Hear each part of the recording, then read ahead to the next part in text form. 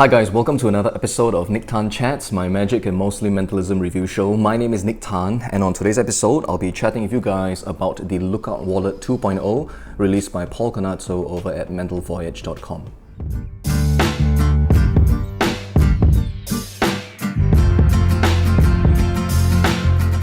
So hi again guys, welcome back to the channel. Thanks for showing up, thanks for tuning in, and thanks for spending some time with me today. So on today's episode, I'll be chatting with you guys about a peak device.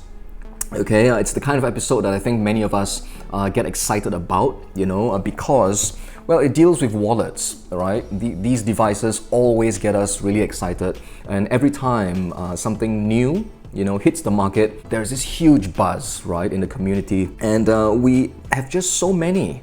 I'm sure if you're watching this episode, you've got a collection of wallets. They're just lying around at home. And it's become like an addiction of sorts, I think for many of us, right, myself included, we always tell ourselves, this will be the last one, right, and I'm not getting any more, right? But then, the new one hits the market, and then, I'm again online just kind of clicking away and just looking out for the mailman to arrive at my door. And so here we are today talking about the Lookout Wallet 2.0. Okay, now this is a new wallet, I suppose, that is out in the market. However, it's not new in the sense that it's been put out before, all right, because the 2.0, the name kind of suggests that there was an earlier version, and I actually got the earlier version, right, the original Lookout Wallet.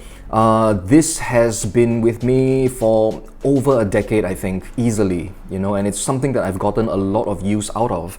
This was something that I really loved using at that point in time. Now, as you can tell, it's really beaten, right now. I hope that focuses. It's really beaten up, it's really, really worn out now, and I really got a lot of use out of this, back in the days when I was still doing mingling performances. I would just have this with me sometimes, for the mentalism routines that I used to perform back then. So I think it's safe to say that if you are watching this video, you would probably fall into one of two categories, right? The first category being you've got no idea what the Lookout Wallet is about, you've never seen it before, and then the second group of you, you would have the original Lookout Wallet, and you would be interested to find out what are the kind of differences in both of them. So I will talk about that really briefly, okay, and I'll tell you more about the Lookout Wallet itself. So what do you get when you purchase the Lookout Wallet 2.0? Well, it comes to you in this really nice looking black box, okay, it's just a hard shell box. Inside, of course, you will get the wallet itself, okay, and along with the wallet, you will also get an instructional video, a really short tutorial video by Paul Carnazzo himself. He'll teach you everything you need to know about how to use the Lookout Wallet, how to work the wallet as well, the various compartments that are available in the wallet. He will also demonstrate the peak to you, and he will also give you, of course, some advice and some tips on how to cover the moment of the peak really well. So let's talk about the wallet itself, all right? So inside the box, you will get the wallet, okay? And I think it will be a good time now to tell you about some of the differences between the original version as well as the latest one, right? The 2.0 version. So first of all, they are both about the same size, okay? They more or less the same size. I think, 10 centimeters by 7.5, maybe thereabouts. Right off the bat, on the outside, there's already kind of like one main difference, okay? And it's that there is an additional slot outside here for some cards, okay, some billets. These slots, in fact, all of the slots in the Lookout Wallet 2.0 will take playing card sized cards, okay? So you could even fit packet tricks maybe, on the outside. Just a small packet trick, B-Wave, for example, that would fit outside here, not a problem at all. Okay, so this is something that is available in the 2.0. It does not appear in the original version, okay, and I think this is a nice addition, okay. Well, on top of more storage space, it also serves to motivate the moment of the peak, okay, which I will, I think I'll demonstrate that to you in just a short while. So that's the main difference on the outside. On the inside, on both of them actually, they look pretty much the same. Okay, on the top flap over here, there are like 2 pockets. I hope you can see that. Okay, pockets over here as well. The main difference in the 2.0, okay, is that the hot section over here does not have an ID window. Okay, so it's just a solid pocket over here. In the original version, it is actually an ID window. So the spectator's card goes in here, all right, face down obviously, but it can be seen through the window. Okay, so that doesn't appear in the 2.0. And that's it. That is, well, the main design difference between both of them. The only other thing I can say is, well, the 2.0 version actually feels really soft. I think the quality of the leather is much better. I think it feels really soft and it feels really nice in the hands as well. All right, so let's talk about well, what this is. All right, first of all, it is a peak device. Okay, so if you're familiar with these kinds of devices, mentalism wallets and stuff like that, a spectator will make a drawing of some kind. It is placed into a compartment, perhaps it's closed, it's placed aside, and then you do your reveal, right? Be it a drawing duplication or a word reveal. The main difference, I think, between this particular wallet is it's got a lot of storage space.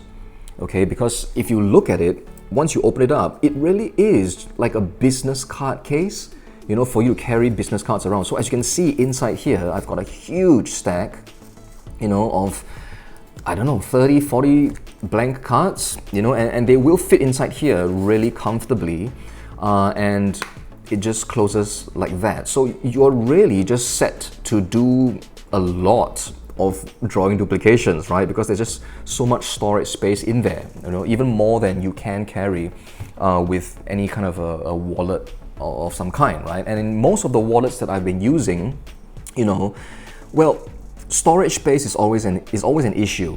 I mean, we always talk about there's not enough space to carry extra billets. Even for example, the Viper wallet, which I really like. It's got a really deceptive peak, doesn't have really much space at all to carry much stuff in there, right?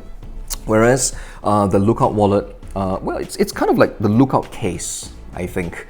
Because it's not really a wallet. There's no other space to carry cash. Well, some credit cards can go here and here, maybe, I don't know. But the main purpose is to, I think, store a huge amount of cards. Something else about the 2.0 is that the magnets, okay, which hold the flap shut, I think it's much stronger than the original, all right? Because the original, one of the main, well, complaints, I suppose, is that when it was filled up with cards, it sometimes didn't stay shut, as well as one would like.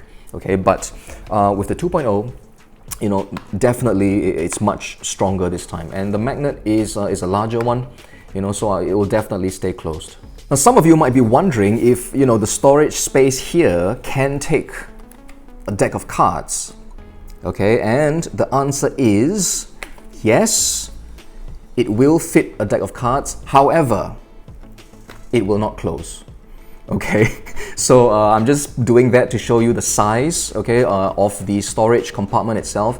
So I mean, you can fit playing card size cards in there.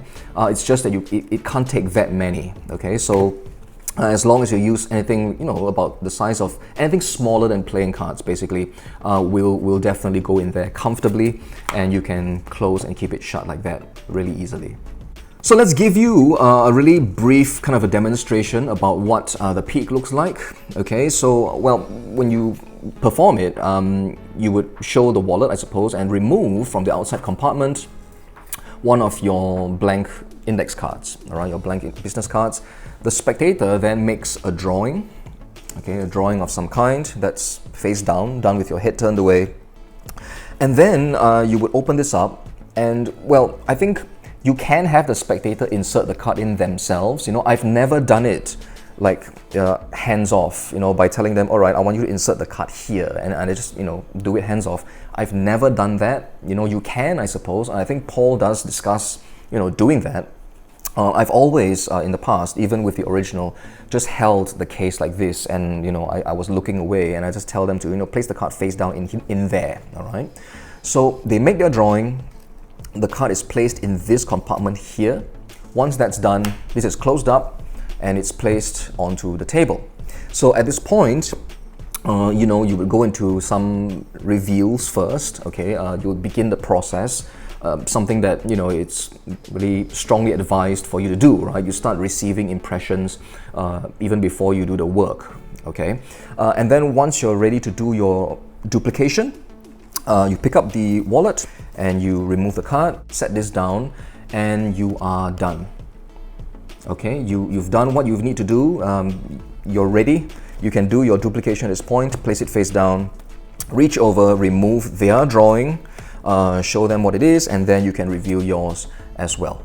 So that's it. That's what the peak, all right, with the Lookout wallet looks like. You know, it's really fast, really quick, and in this case, because of the, you know, the slot over here for additional cards, I think it is also well motivated. Okay, because in the original version, there's no such thing, right? So once, you know, they close it, there isn't really a reason for you to pick the wallet back up. You know, in the past, I think it was more of a case of, you know, your drawing goes in there, and then you'd have to kind of handle it more or longer before you set it aside. Okay, but with this version, what I like about it is that once the drawing goes in and your head is still turned away, it can be closed and it can be set down immediately before you turn around. Okay, and then you can go into some of your reveals. So there is a motivation for you to pick this up again because, you know, you need an additional card from here. So the moment you pick this up and you remove the card and set that aside, it becomes, well, almost like a non-moment, I think, you know. So I think the peak for the 2.0 version is definitely more motivated than the original one. The angles for the move, you know, are really good, I think. I've never had a problem with you know, getting the peak with the original version. All right, so the angles are exactly the same. If you've used the Lookout wallet before, the angles are pretty much exactly the same. Okay, so I think the only thing I would advise is obviously not have anyone directly behind you, but if even then with people in front of you, for example, if I was performing it for the camera here and if the spectator is here, I would kind of tilt slightly just this way and to, you know, to do what needs to get done. Okay. Other than that, the angles are pretty good, pretty standard, I think, when it comes to such devices.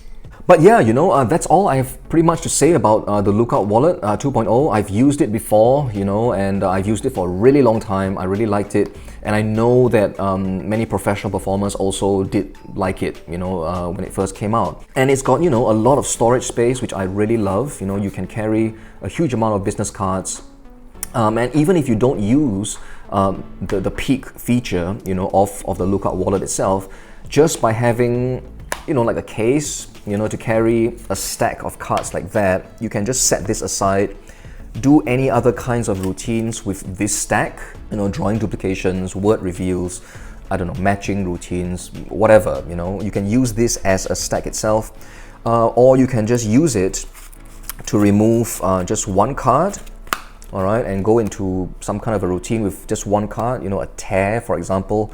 You could use it like that as well. Or you could also just use the peak function of the wallet itself. All right, so it does give you some flexibility, using it to just, you know, carry around a stack of cards, or you can use it itself as a peak device. All right, but that's all I have to say about the Lookout wallet. You know, it's a really compact design, you know, one that I've loved right from the beginning when it was released.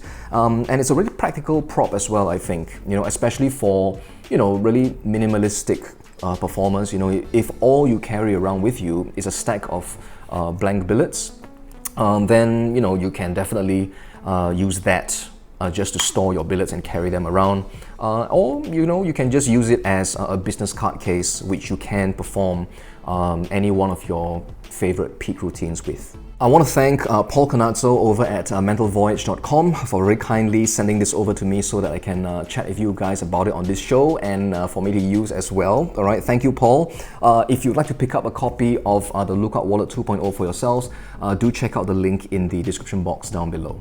Paul has also really kindly sent me another wallet of his called the Parallel Wallet. Okay, so I've not really dug into this one yet, you know, but I will. Okay, and I'll probably chat about it on a future episode of the show as well. Alright guys, but that's all for today's episode. I do hope I've introduced you to something interesting, and hopefully I've answered all your questions as well about the Lookout Wallet 2.0. If there's something that I've not covered, you can just comment in the comment section down below and I will try to get back to you. But for now guys, thanks for watching as always. Look after yourselves, have fun with your magic and your mentalism, and I will see you on a future episode of Nique Chats.